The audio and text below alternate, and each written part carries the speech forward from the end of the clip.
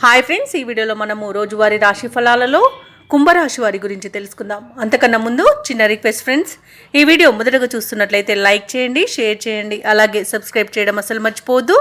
మీ యొక్క సపోర్ట్ నాకెంతో అవసరం. ఇక కుంభరాశి వారికి చూసుకున్నట్లయితే ఆత్మీయులతో శుభకార్యాలకు హాజరవుతారు.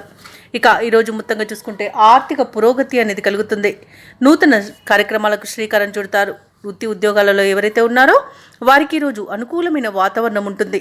నిరుద్యోగులు ఎవరైతే ఉద్యోగ ప్రయత్నాలు చేస్తున్నారో వారికి నూతన అవకాశాలు అనేవి అందుతాయి. ఇక ఈరోజు కుంభరాశి వారు విందు వినోదాది కార్యక్రమాలకు ఆహ్వానాలను అందుకుంటారు.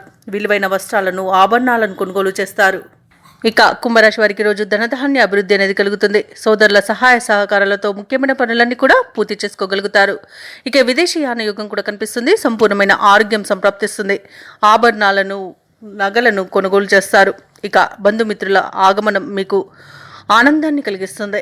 ఇక ఈరోజు ఆస్తి లాభ సూచనలు కనిపిస్తున్నవి. అలాగే ఉద్యోగస్తులకు ఇంక్రిమెంట్లు లభించే అవకాశం అయితే కనబడుతుంది. అలాగే కుంభరాశి వారికి రోజు విశేషమైన గౌరవం అనేది సంఘంలో దొరుకుతుంది. ఎవరిని నొప్పించకుండా కొన్ని నిర్ణయాలు తీసుకుని అమలు పరుస్తారు. అలాగే ఆస్తి వివాదాల్లో చిక్కుకొని ఎవరైతే బాధపడుతున్నారో వాటి నుండి ఈరోజు బయటపడగలుగుతారు. అలాగే నూతన కార్యక్రమాలను ప్రారంభిస్తారు. చిరకాల ప్రత్యర్థులు సైతం మిత్రులుగా మారుతారు.